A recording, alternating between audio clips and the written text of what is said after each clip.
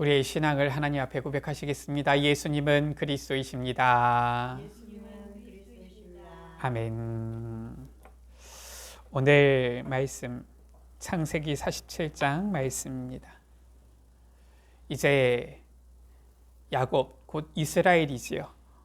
온 집, 온 가족 식구들을 다 이끌고 이제 애굽에 내려오게 되어졌습니다. 예전에 아브라함은 애굽으로 내려갔을 때에 실은 오히려 곤경을 겪었고요. 하나님의 뜻이 아니었지요. 이삭은 기근이 왔을 때 남방으로 내려가려고 했을 때 하나님께서 내려가지 말라 하셨는데, 야곱은 온 가족을 이끌고 애굽으로 내려가게 되어졌는데 오히려 이것은 하나님의 뜻이었어요. 하나님의 언약 성취를 위한 이 하나님의 섭리, 하나님께서 이끄시는 이 일들이었던 것이지요. 이렇게 요셉이 이 아버지 야곱과 형들을 애굽으로 오도록 말하였고요. 야곱이 그 온 식구를 이끌고 애굽에 오게 되어졌는데, 오늘 말씀이지요. 7절에 요셉이 자기 아버지 야곱을 바로에게 인도해서 그 앞에 서게 했는데 뭐라고 나옵니까? 야곱이 바로에게 축복하매, 이렇게 나옵니다. 야곱이 애굽에 이르러서 이 애굽의 왕인 바로를 축복하였지요. 축복은 보통 누가 합니까? 높은 사람이 낮은 사람에게 하는 겁니다. 신분 자체로서 지위적으로 세상적으로 봤을 때는 이 그냥 노인 야곱보다도 바로 왕의 위치가 훨씬 더 높은 것 같지만, 하나님께서는 영적인 권위, 이것을 우리에게 보여주시는 것이지요. 야곱이 바로를 축복한 겁니다. 그러면서 이 바로가 묻잖아요. 내 나이가 얼마냐? 야곱이 말하죠. 내 나그네 길의 세월이 130년이니이다. 130세가 되어진 거예요. 내 나이가 얼마 못 되니 우리 조상의 나그네 길의 연주에 미치지 못하나 험악한 세월을 보내었나이다. 이 야곱이 두 번이나 말하지요. 내 나그네 길. 우리 조상의 나그네 길의 연주에, 이 나그네 길을 얘기합니다. 무엇을 말하는 것입니까? 야곱은 알고 있었던 거예요. 자기의 생애, 원래 자기의 주 거주지는 어디였습니까? 저 이스라엘 가나안 땅이었잖아요. 물론 형 에서를 피해서 바단 아람으로 가기도 했었지요.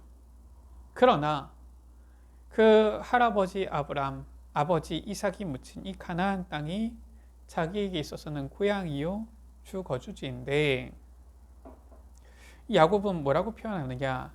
나그네 길, 이렇게 표현한 거예요.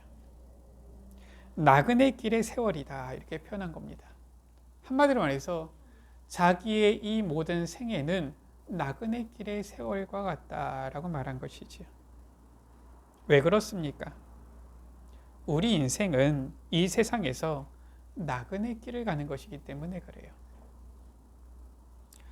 각 사람의 주 거주지, 고향이 있다 할지라도 우리 인생의 본향은 따로 있습니다. 어디입니까? 바로 천국이 우리 인생의 본향인 것입니다.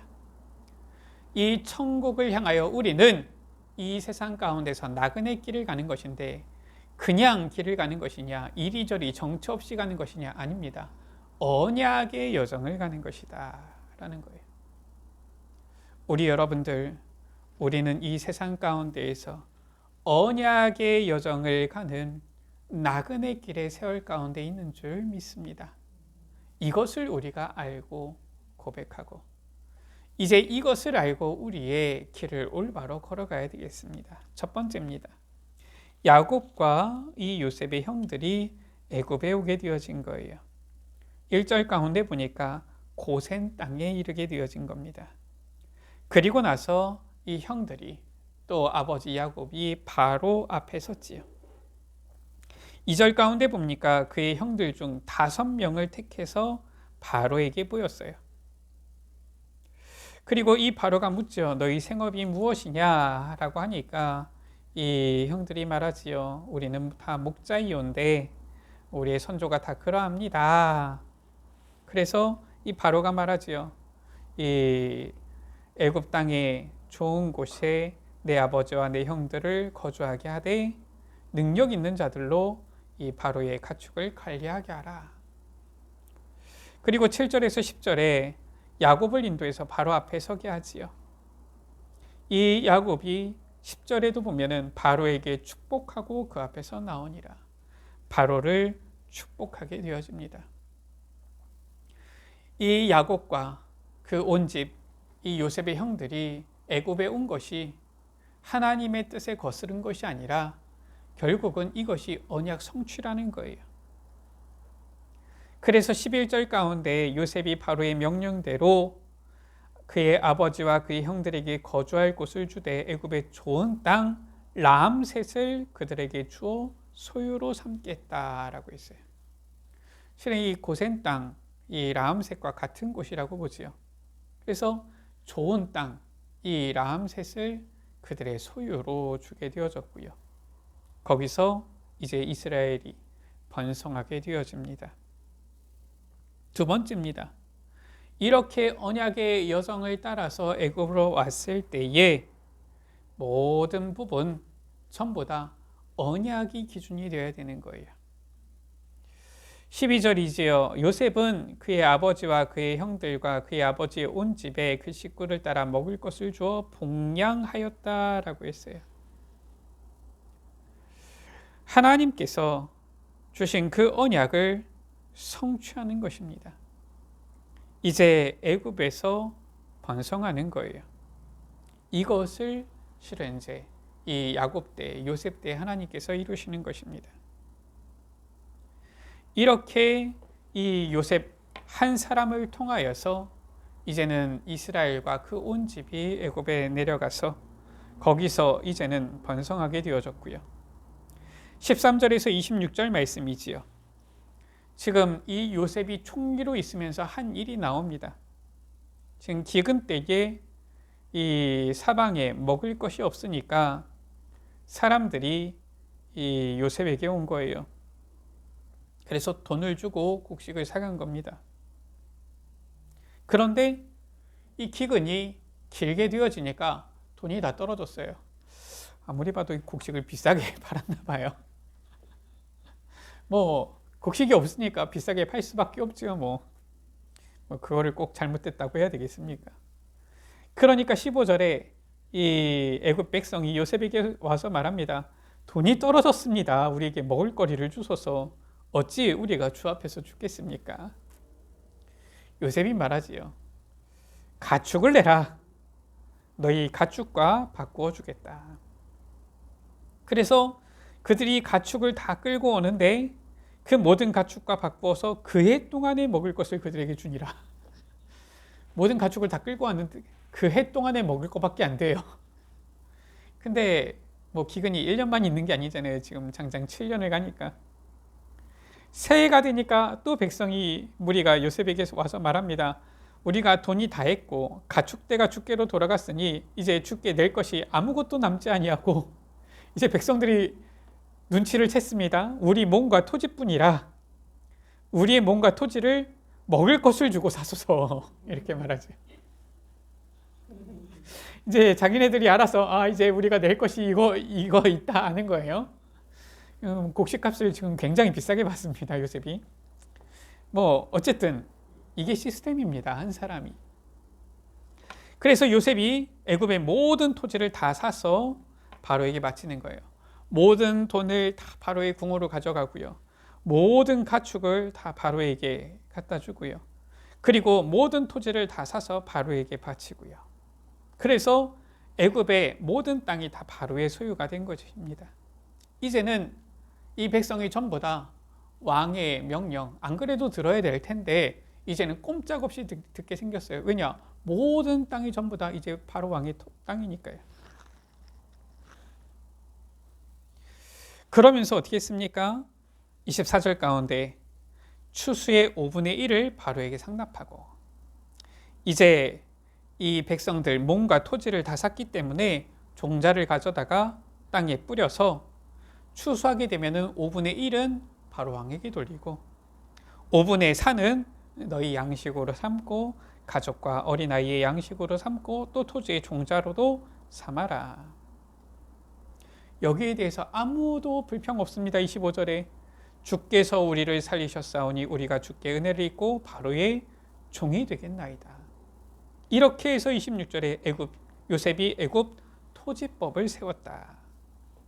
애굽의 모든 것, 돈, 가축, 토지, 백성들까지 전부 다 바로에게 바치고요. 토지법을 딱 세운 거예요. 이게 시스템입니다.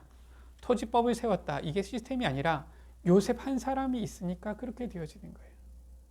한 사람을 통하여서 하나님께서 이렇게 놀라운 일을 이루신 겁니다. 단순히 애굽의 토지법을 세웠다. 이게 중요한 게 아니잖아요. 그 곡식을 통해서 돈을, 이 가축을, 이 토지를, 이 백성들을 다 사는데 이 요셉이 어떻게 했겠습니까? 복은 가진 요셉이 모든 부분에 있어서 이 조용히 복음을 나타냈겠지요. 솔직히 이렇게 하는데 바로 왕이 요셉을 미워할 수가 있겠습니까? 모든 걸 다 자기한테 돌리는데 미워할 수가 없지요. 모든 것 가운데에서 이 요셉이 이 복음의 영향을 나타내는 것이죠. 이게 시스템이라니까요. 그리고 27절에서 31절입니다. 이제 이스라엘 야곱이 죽을 날이 가까운 거예요. 그리고 그 동안에 애굽 땅에서 17년을 거주했고요. 거기서 생육하고 이스라엘 족속이 번성한 겁니다. 그때에 야곱이 요셉을 불러서 말하지요. 인애와 성실함으로 내게 행하여 나를 애굽에 장사하지 말라라고 하는 거예요. 내가 죽거든 나를 메어다가 조상의 묘지 가나안 땅에 장사해라 말한 것입니다. 요셉이 그렇게 행하겠습니다 하니까 야곱이 다시 확인하지요. 맹세하라 내게. 그러니까 요셉이 맹세합니다. 그때 야곱이 이스라엘이 침상머리에서 하나님께 경배하지. 그냥 애굽에 내려간 것 같고 거기서 그냥 요셉이 가족을 봉양한 것 같고 그냥 요셉이 총리 일을 행한 것 같고 그런데 그게 아니에요. 전부 이것이 언약의 여정 가운데 있는 것이고요. 야곱은 그것을 아는 겁니다. 죽을 때까지도 이것을 잊지 않고 끝까지 이것을 기억했다가 요셉을 불러서 맹세를 시키는 거예요. 이 땅에서 우리의 삶은 나그네 길, 나그네 인생입니다. 나그네 길의 세월인 거예요. 이 땅에서 많이 가져도 나그네고요. 적게 가져도 나그네고요. 높은 자리에 올라도 나그네고요. 낮은 자리에 있어도 나그네입니다. 나그네는 어떻습니까? 있다가 가는 사람이에요. 이 세상 가운데에서 우리가 아무리 많은 것을 뭘 하려고 해도 결국은 잠깐 있다가 가는 나그네 세월과 같은 겁니다. 중요한 것은 무엇입니까?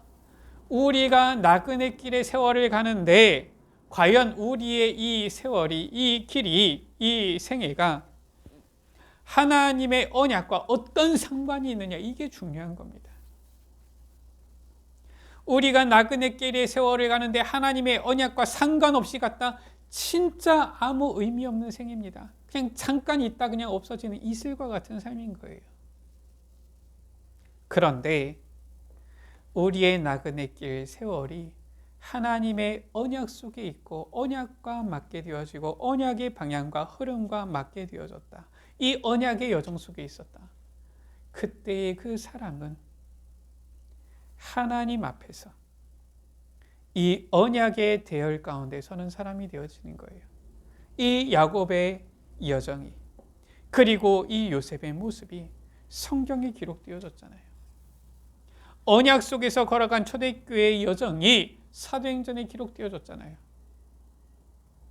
저 유대인들, 바리새인들, 제사장들 그들의 내용 사실상 그들의 생애 잘 안 나옵니다. 성경에 기록이 잘 안 되어 있어요. 그들은 하나님의 언약과는 상관이 없었고요. 하나님의 관심 밖이었지요. 그런데 저 초대교회, 예루살렘 교회, 안디옥 교회, 저 선교사들, 로마 복음화의 제자들, 그들의 모습은 어떻습니까? 성경에 쭉 기록이 되어진 거예요. 그 이름들이 남은 것입니다. 이것이 바로 나그네 길 세월을 걷는 우리 인생들이 과연 어디에 서야 하는 것을 제대로 보여준 것이지요. 언약의 여정을 가야 된다라는 겁니다. 전부 다 모든 인생은 나그네 길을 가는 것인데 언약의 여정을 갈 것이냐, 아니면 그냥 이 세상 가운데 먼지와 같이 있다 없어지는 그런 생을 살 것이냐. 야곱이 그 온 집을 이끌고 애굽에 내려갔는데 요셉은 애굽의 총리로서 그냥 일을 했을 뿐인데 그 모든 여정과 그 모든 세월은 전부 다 나그네 길이지만 언약의 여정을 가는 길이었다라는 것이지요. 그래서 우리는 늘 항상 점검하고 확인해야 됩니다. 우리의 모든 삶 나그네 길인데 과연 언약의 여정을 가고 있느냐라는 거예요. 언약의 여정을 가는 나그네 길이 되어야 되는 거예요. 창세기 15장 13절에서 14절 말씀이지요. 여호와께서 아브라함에게 이르시되 내 자손이 이방에서 객이 되어 그들을 섬기고 400년 동안 그들이 내 자손을 괴롭히리니 그들이 섬기는 나라를 내가 징벌할지며 그 후에 내 자손이 큰 재물을 이끌고 나오리라. 지금 이 언약과 지금 이 야곱의 생애와 지금 무슨 상관이 있습니까? 사람들이 잘 모르면은 그냥 뭐 그런 얘기를 아브라함에게 했나 보다 이러고서 말 텐데 야곱은 기억하는 거예요. 하나님께서 할아버지 아브라함에게 주신 언약과 자기에게 요셉에게 역사하신 하나님의 역사와 애굽에서 17년 동안 지내면서 번성하게 되어졌을 때에도 잊지 않고 기억한 겁니다. 그러니까 뭐라고 합니까? 요셉을 불러다가 맹세해라. 나를 애굽에서 메어다가 조상의 묘지에 장사해라. 여기 애굽에다가 나를 장사하지 아니하도록 해라. 언약을 늘 붙잡고 있었던 것이지. 우리의 삶도 하나님께서 주신 언약을 늘 붙잡고 있어야 돼요. 어떤 언약입니까? 마태복음 24장 14절에 이 천국 복음이 모든 민족에게 증언되기 위하여 온 세상에 전파되리니 그제야 끝이 오리라. 세계복음화의 언약 늘 붙잡고 있어야 됩니다. 이 언약이 어떻게 이루어지고 어떻게 성취되어질지 우리는 다 헤아리지 못할 수도 있어요. 하나님의 섭리 우리의 머리로서는 다 이해하지 못할 수도 있습니다. 그러나 늘 붙잡고 늘 기억하고 있어야 돼요. 예수님께서 제자들에게 말씀하셨잖아요. 하늘과 땅의 모든 권세를 너희에게 주셨으니 그러므로 너희는 가서 모든 민족으로 제자를 삼으라. 사도행전 1장 8절에 땅끝까지 이르러 내 증인이 되리라. 우리의 삶도 나그네 길을 가는 이 세월인데 늘 항상 하나님의 언약, 세계복음화의 언약과 방향 맞춰져야 된다는 거예요. 이 세계복음화를 위한 언약 성취의 여정 속에 우리의 삶이, 우리의 나그네 길의 세월이 있어야 된다는 거예요. 오늘 말씀 보면은 언약을 붙잡고만 있어도 됩니다. 기억하고만 있어도 돼요. 이 나그네 길을 마칠 때에 참된 본향이 우리에게 예비되어져 있는 것이지요. 그 본향이 바로 무엇입니까? 하나님 아버지께서 예비하신 천국이에요. 빌립보서 3장 20절에 우리의 시민권 하늘에 있다라고 했어요. 거기가 우리의 본향입니다. 디모데후서 4장 6절에서 8절 말씀이지요. 전제와 같이 내가 부어지고 나의 떠날 시각이 가까웠다. 나는 선한 싸움을 싸우고 나의 달려갈 길을 마치고 믿음을 지켰는데 이제후로는 나를 위하여 의의 면류관이 예비되었다. 의의 면류관이 예비되어진 저 천국, 거기가 우리의 본향인 거예요. 이 땅은 나그네 길의 세월인 겁니다. 이 땅은 결국 우리에게 있어서 지나가는 곳인 거예요. 우리의 본향은 하나님께서 의의 면류관을 예비하시고 우리를 기다리고 있는 저 천국, 천성 가운데 있는 것이지요. 요한계시록 21장, 22장은 이 천국에 대해서 표현하고 있죠. 21장 1절, 2절 말씀 가운데 보니까 새 하늘과 새 땅이다 라고 했어요. 거룩한 성 새 예루살렘이 하늘에서 내려오는데 그 준비한 것이 신부가 남편을 위하여 단장한 것 같이 아름답다. 바로 천국에 대해서 말씀하고 있죠. 그래서 우리는 천국 소망을 가지고 살아가는 자들입니다. 그렇다고 해서 이 땅이 의미 없다, 그 말은 아닙니다. 이 땅에서는 언약 성취의 여정을 걷는 거예요. 그리고 이제 이 나그네 세월이 끝날 때에는 이 나그네 길을 다 가고 난 다음에는 저 본향 아버지께서 계신, 하나님 아버지 계신 의의 면류관을 예비해 두신 신부가 남편을 위해 단장한 것처럼 아름다운 거룩한 성 저 새 예루살렘이 있는 이 천국이 바로 우리의 본향인 것입니다. 거기에 가게 되어지는 거예요. 이 소망을 가지고 살아가는 것입니다. 이게 바로 구원받은 하나님 자녀들이 걸어갈 삶이요 길이다라는 것입니다. 우리는 이것을 늘 기억해야 되는 것입니다. 말씀을 마칩니다. 야곱은 온 가족 집을 이끌고서 애굽의 좋은 땅, 고센이지요, 람셋입니다. 여기에 이르러서 거주하게 되었어요. 그러니까 얼마나 평안하겠습니까? 거기서 총리인 요셉이 온 가족을 봉양하니까 부족할 게 하나도 없잖아요. 사람들이 풍요롭고 부족할 게 없으면 특징이 어떻습니까? 희한합니다. 하나님을 안 찾아요. 희한합니다. 말씀을 별로 귀담아 듣지 않아요. 희한합니다. 별로 기도하지 않아요. 희한하지요.